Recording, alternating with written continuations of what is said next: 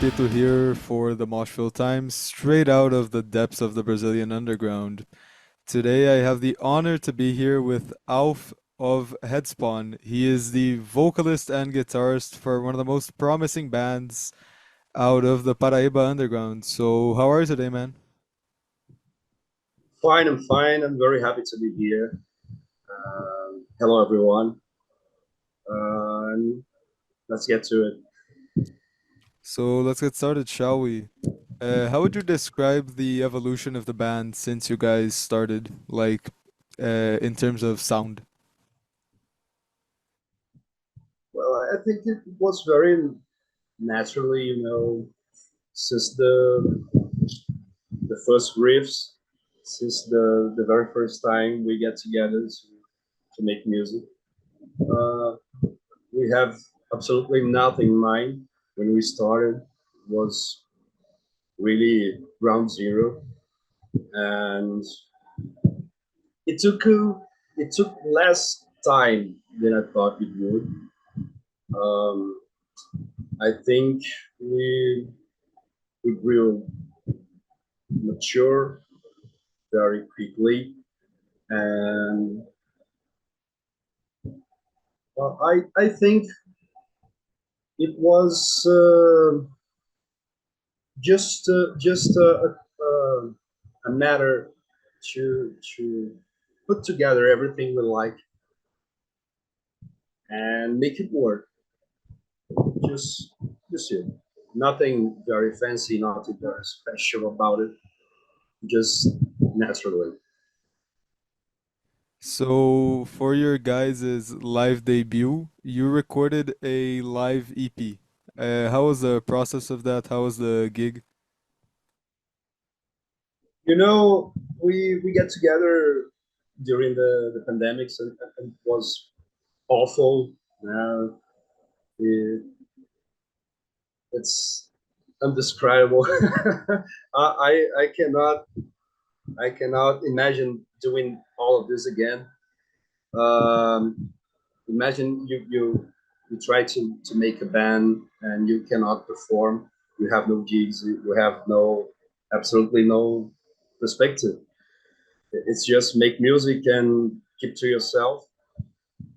Uh, it was pretty different, new. I think everything during the pandemics was brand new for everybody, but in this particular sense of not be able to do shows, not be able to do the presentation with audience, uh, we decided to make a live session. Um, at first, the idea was to really make a transmission of that, but we didn't have the resources for that, and it sounded pretty complicated when we went to study about it. And then we decided to record a session and then put it on YouTube later, track by track, song by song. It was a very good experience. We took a feel, we have fun, and the material itself is really interesting. I think it's when we recorded the Pretty Ugly People, not the live one, the first one. When we recorded that, we wasn't dreaming about made a video clip. You know, a video clip wasn't on the board. And after that, with the lockdown, pretty hard, pretty how can I say unpredictable. It was not wasn't possible to imagine when things were going to to back to normality. And we decided to make the session, and it it, it worked pretty well. I think we learn a lot watching ourselves playing, and it was the first time we actually played with a great backline and lights, and a few people watching us. I think it would make us more experienced, I'll say. It was very important and very funny to do. So you guys are out of Paraíba in the northeastern region of Brazil, which has a very strong underground scene as of late. You guys are groove metal, but in the Nordeste there's a lot of thrash, a lot of crossover, death metal. Could you talk a bit more about this scene that you guys have going on? uh, as you said, it is pretty heterogeneous. It's not a one thing scene. Um, we are just part of it, as everybody else. We get along with the death metal guys, with the black metal guys, with the grindcore guys. We get along with all of them, and we are trying to be one. You know, it doesn't make sense if you just go through separate ways all the time, and you can get together to make it work. Because metal, extreme music, it's not the forte of the region. We're not we're not exporting this a lot. We're not knowing by that really, in a big picture. So we are trying. We are always talking with each other, making gigs with different kind of segments, different kind of rock styles. Um, and I think that's the first time since I have some knowledge of this scene here. I think it's the very first time that I see everybody really get along, everybody really together, everybody really trying to make something bigger than just the band itself. And I'm very I look at it with a lot of hope, and I think in a few years we're going to make something bigger, something really meaningful. That's the word, meaningful. I think we are getting there, something meaningful, and make a legacy of it. So in the new album, Parasites, you guys really incorporate a bunch of more traditional sounds of the northeastern region. Could you describe how it was for you guys to incorporate those sounds and describe what the traditional music from around there really is like? Since we are kids, we grew up listening to a lot of radio and going outside, outside uh, during the how do I say it? Holiday. São João in English, Saint John. I don't know how to translate that, but it's a very strong holiday here. We prefer Saint John than the Christmas. So it's a lot of people on the streets and forró playing in the streets, and lots of music and different types, different kinds of forró. And we grew up in that environment, and it's impossible to disassociate, to put it put it aside of us. It's a part of us, you know. It's our culture, and we really enjoy it. We like a share. I grew up listening to Ashe. At the same time, I was listening to Sepultura, to Slayer, to Metallica, to Venom, etc. I was listening to Ashe. I was listening to Forró. I was listening to Maracatu.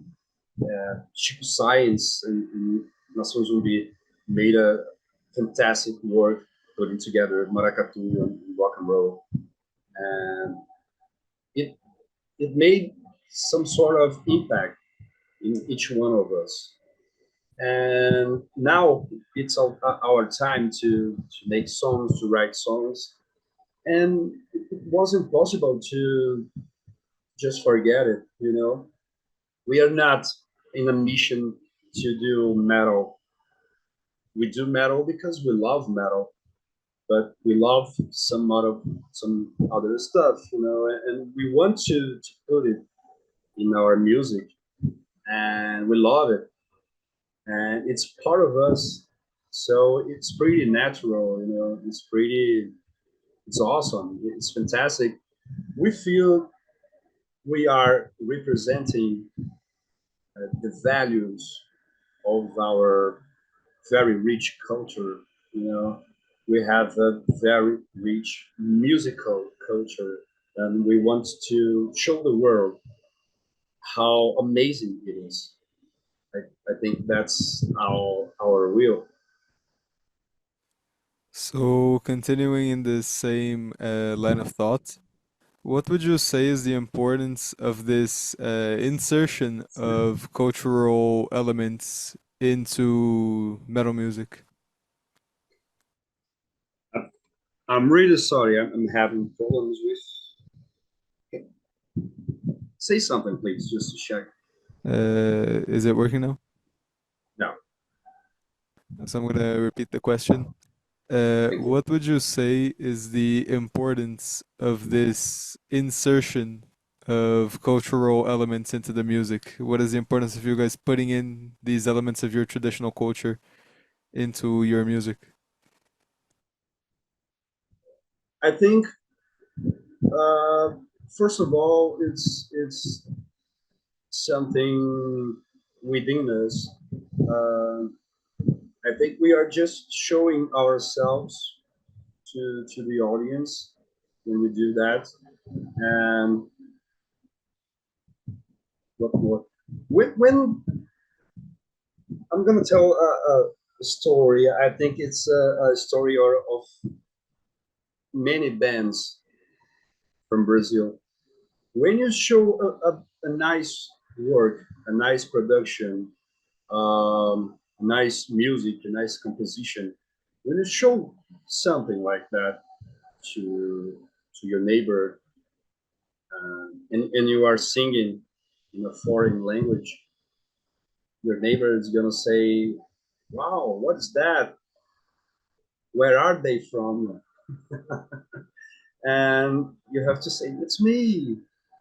I did that." No, it doesn't sound like you know. And I think we are trying to avoid that kind of sort of question. We are trying to avoid that that doubt. We are trying to make it explicit. It's our song. It's something of us. So you when you listen to Satan Goes for the first time, Satan Goes is the first track of the Pretty Ugly People. When you hear that, when you listen to that, and in the middle of the song, there's a maracatu. But it's really clear for us that it's maracatu. But it's not clear. It's not, you know, understandable for someone out of Brazil that that rhythm, it's maracatu. It's a Brazilian rhythm. They don't know. They just think, no, that's cool. It's nice, and nothing more. When you really want to insert that kind of music within your music, you make something original, you make something different, and there's some sort of repetition. There's some sort of mental rule. I don't know. It's not strange anymore for them. They are hearing that over and over and over and over. At certain point, they're gonna reveal that for themselves. Come on, that's another rhythm. I think it's a Brazilian rhythm. You know, oh, that's forró. Oh my God, that's maracatu. They're gonna discover that, and we just try to be more explicit about it, and we love it. I think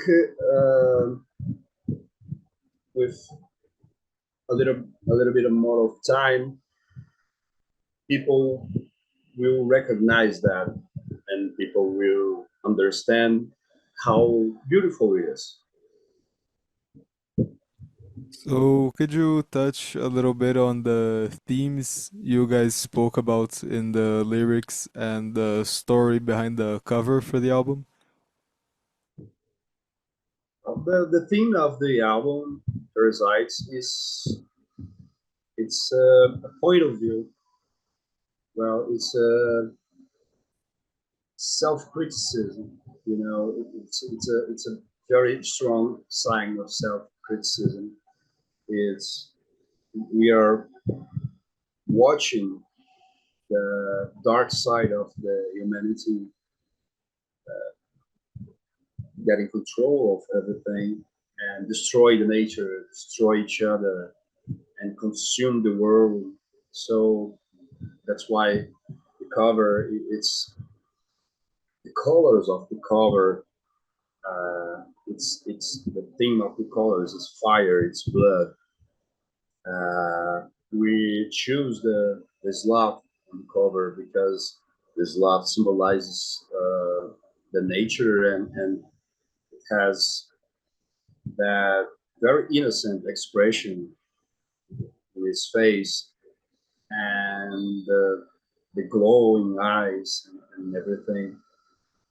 We try to show the ugliness of the humanity, killing the world, destroying the world, and destroying itself. It's relationship, a very parasitism relationship between the man and the world. That's our point in the cover. Uh, the lyrics, it's the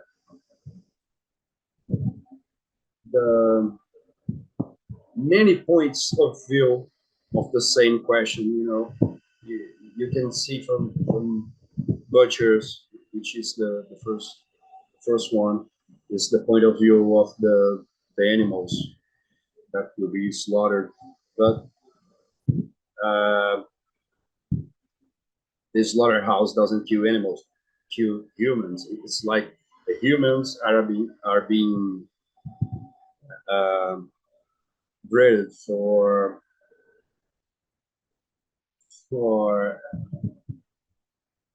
feed the establishment. You know, the establishment is breeding human lives and treated them as animals.